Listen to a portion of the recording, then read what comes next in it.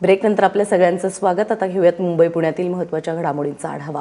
जिल्हा परिषद आणि महानगरपालिका निवडणुकांमध्ये युती करा अशी भूमिका मुख्यमंत्री देवेंद्र फडणवीस यांनी घेतलेली आहे। काल रात्री उशिरा राज्याचे मुख्यमंत्री देवेंद्र फडणवीस यांच्या वर्षा या निवासस्थानी विशेष बैठक घेण्यात आली। त्यावेळी युती संदर्भात भाजपच्या पालकमंत्र्यांसोबत चर्चा करण्यात आली। 10 महानगरपालिका आणि 26 जिल्हा परिषदांच्या आगामी निवडणुकांच्या पार्श्वभूमीवर ही बैठक बोलावण्यात आली होती।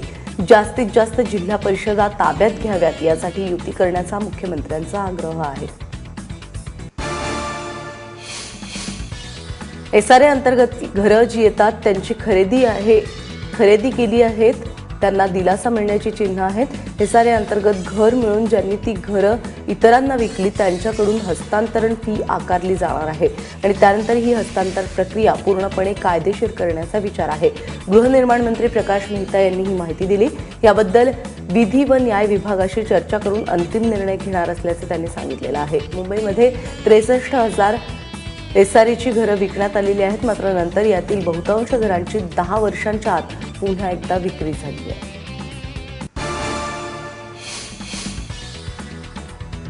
कंबाटा एव्हिएशन कंपनीच्या मॅनेजमेंटशी नितेश राणे यांचं संगनमत असल्याचा आरोप अंजली दमानिया यांनी केलेला आहे। कंबाटा कंपनीच्या सामानाची जप्ती करून कामगारांचं थकीत वेतन देण्यासाठी पाऊल उचलण्यात आलेलं होतं, मात्र नितेश राणे यांच्या समर्थक कामगार सेनेने या जप्तीविरोधात याचिका दाखल केल्याचं दमानिया यांनी सांगितलेलं आहे। आज या प्रकरणाची कोर्टात सुनावणी सुरू होणार आहे। शिवसेनेने त्यांचा एक वकील द्यावा अशी मागणी त्यांनी केली होती। दरम्यान विनायक राऊत यांच्यावर कारवाईबद्दल उद्धव ठाकरे निर्णय घेतील असा बचावात्मक पवित्रा यावेळी नीलम गोरे यांनी घेतला आहे। मुंबईतील शिवडीमध्ये मध्यरात्री झालेल्या दुचाकीच्या अपघातामध्ये दोघांचा जागीच मृत्यू झालाय। दुचाकीस्वार वडाळ्याहून सीएसटीच्या दिशेने निघालेला होता, मात्र वाटेमध्ये एका अचानक आलेल्या युटर्नमुळे दुचाकीस्वाराने जोरदार धडक त्या ठिकाणी दिली। यामध्ये दुचाकीचा चक्काचूर झालाय तर दोघेही दुचाकीस्वार जागीच ठार झालेत। या अपघातानंतर ट्रक चालक आणि क्लीनर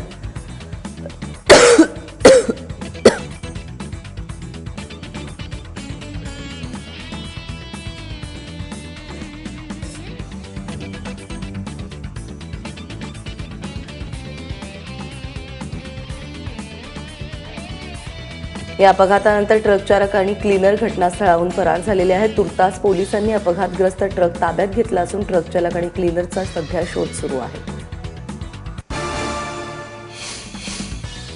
मोदी सरकारच्या नोटबंदीचा निषेध करण्यासाठी राष्ट्रवादी काँग्रेसने राज्यभरात जोरदार निदर्शनं केली। यामध्ये मुंबईसह आणि ठाण्यातील राष्ट्रवादीचे नेते कार्यकर्ते सहभागी झाले होते।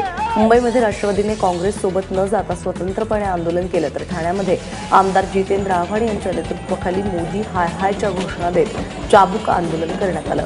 आंदोलकांनी यावेळी मोदींचे मुखवटे घालून स्वतःच्या पाठीवरती चाबकाचे फटके मारून घेतले।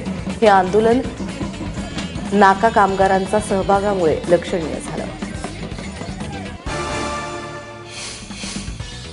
नोटबंदीच्या विरोधात काँग्रेस आणि राष्ट्रवादीने राज्यभर आंदोलनं केलेली आहेत, पण दोन्ही पक्षांनी आंदोलनाच्या वेगवेगळ्या चुली मांडल्या होत्या।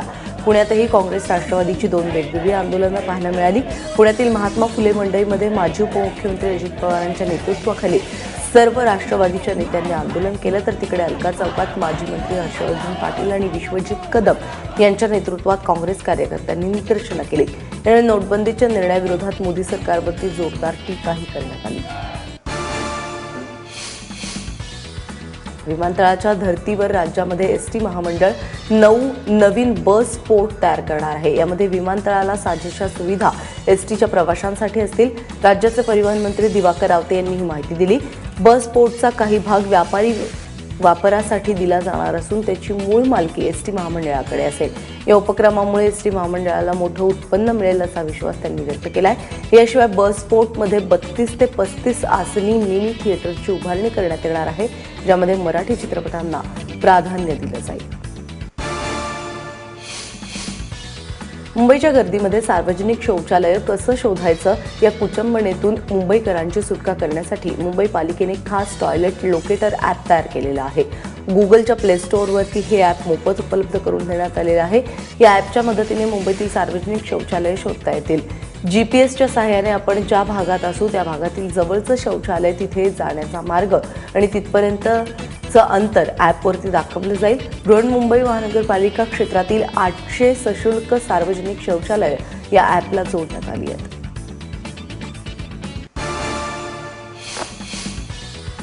कल्याण डोंबिवली महानगरपालिकेच्या लालफितीच्या कारभाराला कंटाळलेल्या नागरिकाचा उद्रेक पाहायला मिळाला.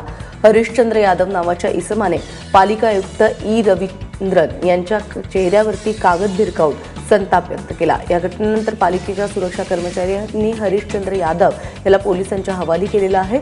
अतिक्रमणाच्या तक्रारी संदर्भात यादव 7 वर्षांपासून पाठपुरावा करतोय. मात्र पालिका प्रशासनाकडून दाद मिळत नसल्याचा आरोप यादव यांनी केला आहे.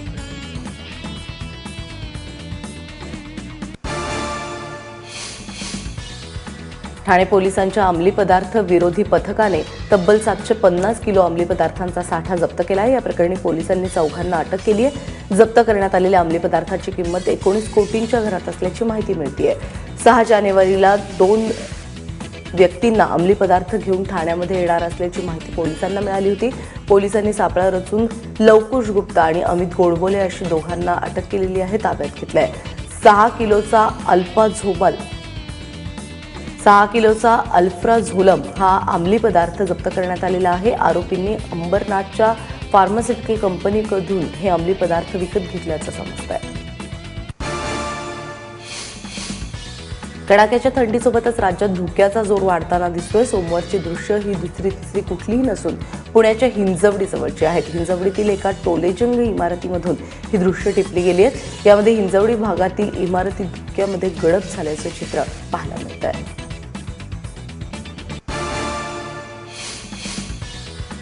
ज्येष्ठ अभिनेते ओम पुरी यांना सोमवारी मुंबईमध्ये श्रद्धांजली अर्पण करण्यात आली. जुहूच्या इस्कॉन मंदिरामध्ये हा कार्यक्रम पार पडला. यावेळी ज्येष्ठ अभिनेते अमिताभ बच्चन, नसीरुद्दीन शाह, अभिषेक बच्चन, ऐश्वर्या राय बच्चन, प्रेम चोप्रा, प्रकाश झा, पंकज कपूर, डेव्हिड धवन यांच्यासह दिग्गज उपस्थित होते.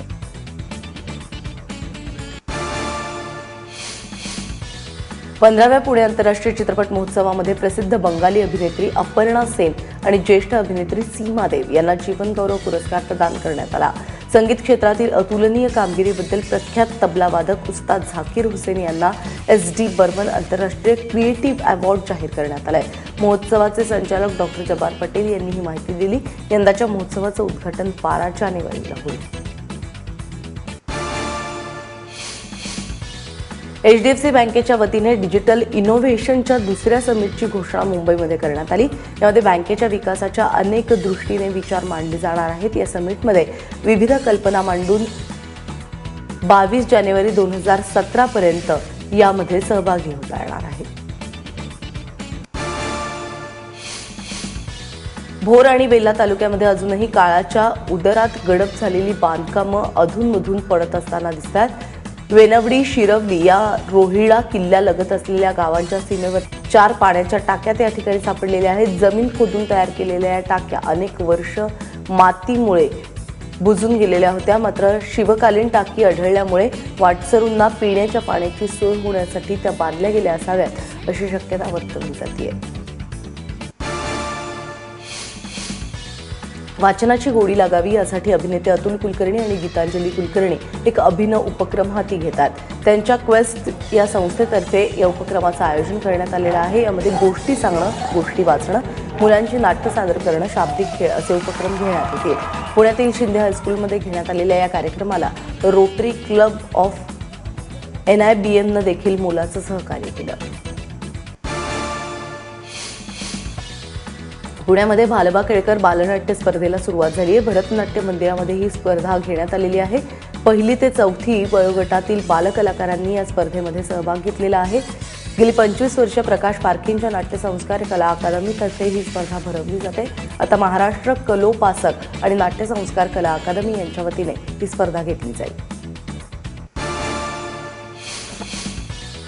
स्टेफी ग्राफ आणि आंद्रे आगासीच्या चाहत्यांसाठी मोठी बातमी आहे. सुप्रसिद्ध टेनिसपटू असलेलं हे दाम्पत्य पुढील आठवड्यात मुंबईमध्ये असणार आहे.